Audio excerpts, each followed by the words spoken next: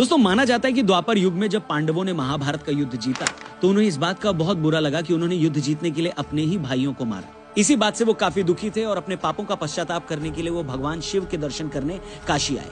मगर भोलेनाथ उन्हें दर्शन नहीं देना चाहते थे और वो नाराज होकर केदारनाथ चले गए। पांडव भी भोलेनाथ के पीछे पीछे केदारनाथ चले गए। पांडवों से बचने के लिए भगवान शिव बैल का रूप धारण कर बैलों के झुंड में शामिल हो गए। उसी वक्त भीम अपना विराट रूप धारण कर 2 पहाड़ों पर अपना पैर रखकर खड़े हो गए। बाकी सभी पशु भीम के पैरों के नीचे से चले गए, परंतु भगवान शिव जब अंतर्ध्यान होने ही वाले थे तभी भीम ने भोलेनाथ की पीठ पकड़ ली। कहते हैं कि केदारनाथ में विराजमान शिवलिंग भगवान भोलेनाथ की वो पीठ ही है। भगवान शिव भी पांडवों की इस भक्ति के आगे पिघल गए और उन्होंने उन्हें दर्शन दे दिए। दोस्तों केदारनाथ धाम की स्थापना कब हुई और किसने करवाई, इसको लेकर सबसे चर्चित मान्यता यही है कि इसे पांडवों ने बनवाया। वो 12 ज्योतिर्लिंगों में से एक है। ये मंदिर 400 सालों तक बर्फ में दबा रहा।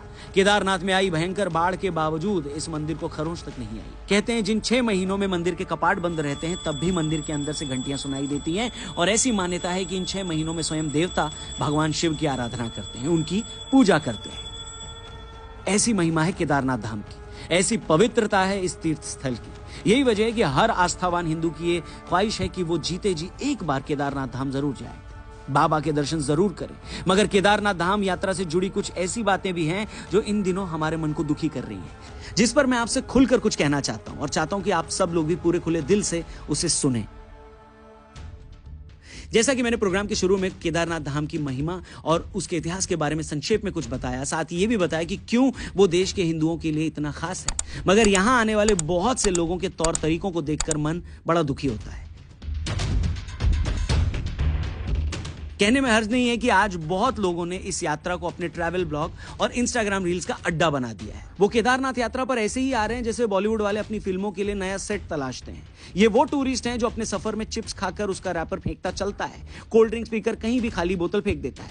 माफ करिएगा मगर जिसे न भगवान शिव के बारे में ज्यादा पता है और न केदारनाथ धाम के अतीत की कोई जानकारी, वो इसलिए यहाँ आ गया है क्योंकि उसी के जैसे उसके 4 मंदबुद्धि दोस्तों ने कहा कि भाई नई थार ले ली है, केदारनाथ चलेगा, पहाड़ों में ये गाड़ी और बढ़िया चलती है। बताइए, इससे पहले कि वो सेल्फी प्रेमी और इंस्टा जीवी कुछ बोल पाता, उसी के दोस्त उसे याद दिलाते हैं कि अरे यहाँ दिल्ली की गर्मी में क्यों सड़ रहा है, जून के मौसम में भी वहां बर्फ होगी और बारिश हो गई तो लाइव स्नोफॉल भी देखेंगे। लाइव स्नोफॉल की सुनकर हमारे इंस्टा जीवी के अंदर का छपरी जाग जाता है। उसे ख्याल आता है कि फरवरी महीने में जाती सर्दी की सेल में उसने नई जैकेट भी खरीदी थी, लेने के बाद अब तक पहनी भी नहीं है। चलो केदारनाथ चलते हैं, भाई की नई थार में गप्पे मारते जाएंगे, मौसम भी बढ़िया होगा, जगह जगह रुककर सेल्फी लेंगे, फेसबुक पर 4 फोटो डालकर अपने दोस्तों को इंप्रेस भी करेंगे। खैर, अपने दोस्तों को इंप्रेस करने की बात सोचते ही हमारा छपरी बेड से उछलकर सीधा पैकिंग करने लग जाता है। अगले ही दिन ये चारों गाड़ी में बैठकर यात्रा पर निकल पड़ते हैं। जैसे तैसे गौरीकुंड तक जब इनकी गाड़ी पहुंचती है तो वहां आकर उन्हें पता लगता है कि अरे आगे तो 16 किलोमीटर की पैदल यात्रा है। 16 किलोमीटर की पैदल यात्रा सुन 3 साल पहले गुजरी इनकी नानी फिर से मर जाती है। जो लौंडे प्यास लगने पर पानी की बोतल निकालने के लिए फ्रिज तक नहीं जाते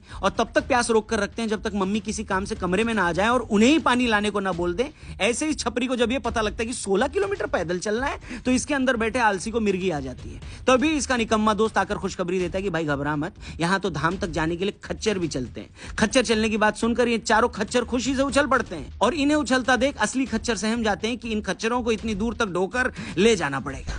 और दोस्तों ये कोई मजाक नहीं है। एक बुजुर्ग, विकलांग या छोटा बच्चा अगर खच्चर या घोड़े पर बैठकर धाम तक जाता है तो भी समझ में आता है, मगर जब हम देखते हैं कि इसी यात्रा में हट्टे कट्टे लोग भी सिर्फ दर्द और मेहनत से बचने के लिए खच्चर पर बैठकर धाम तक जा रहे हैं तो फिर रोना आ जाता है। मतलब मजबूरी क्या है तुम्हारी वहां जाने की? जीवन में जो भी कुछ पाने लायक है, जीवन में जो भी कुछ सम्मान के लायक है, उसे पाने के लिए हमें मेहनत करनी ही पड़ती है। मगर नहीं, आज की हमारी सेल्फी प्रेमी और रील की दीवानी जनता शरीर को तिल भर भी कष्ट नहीं देना चाहती। ये अपने कंफर्ट जोन से निकलना ही नहीं चाहती।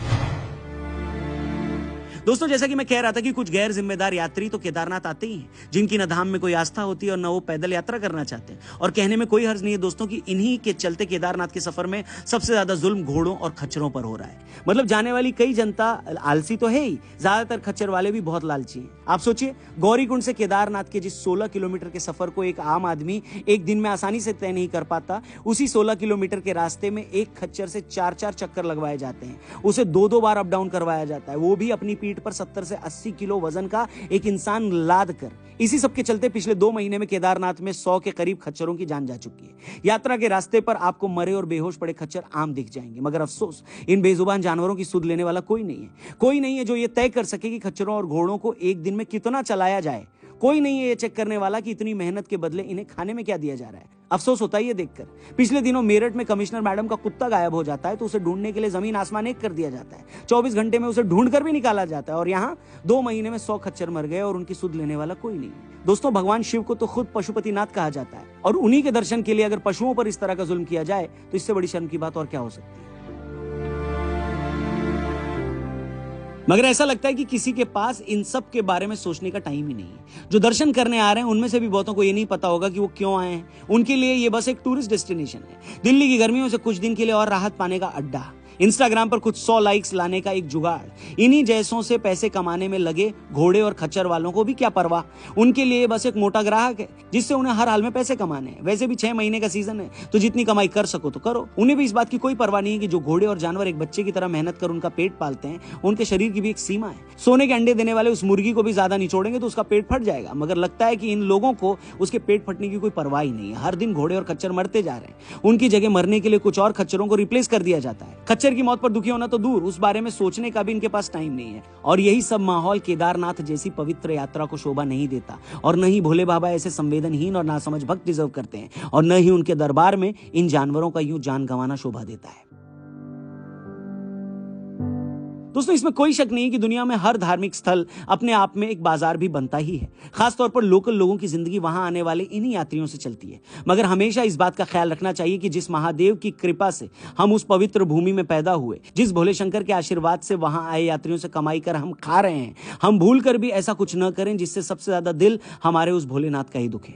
हम दिल्ली मुंबई में बैठे किसी और व्यापारी की तरह तो नहीं हो सकते ना, जिसका मकसद सिर्फ और सिर्फ पैसे कमाना है। उसी तरह केदारनाथ आने वाले मेरे दोस्तों, आप सफर का आनंद लो, नेचर की खूबसूरती का भी मजा लो, मगर हमेशा इस बात का ख्याल रखना कि तुम मनाली या मसूरी नहीं, केदारनाथ धाम आए हो। बाकी जगह पर जाकर तुम मन को अशांत करते हो, ऊंचे ऊंचे गाने सुनते हो, दारू पीते हो, मुर्गा खाते हो, करो जो करना है। मगर बाबा के धाम में इंसान आता ही उस मन को शांत करने है, उसकी सुनने आता है, उसको साधने आता है। बस एक बार इस बारे में जरूर सोचना, तुम जो कुछ भी गलत कर रहे हो वो खुद ब खुद छूट जाएगा और सिर्फ शिव बाकी रह जाएंगे। बाकी आज के वीडियो में इतना ही। आपकी भी इस बारे में क्या राय है कमेंट करके जरूर बताइएगा। और अगर आप सच में केदारनाथ गए हैं और अपनी आंखों से ऐसा देखा है तो उसके बारे में भी जरूर शेयर करिएगा कमेंट बॉक्स। बाकी अपना ख्याल रखें, जल्दी मिलते हैं आपको यहीं पर। जय हिंद।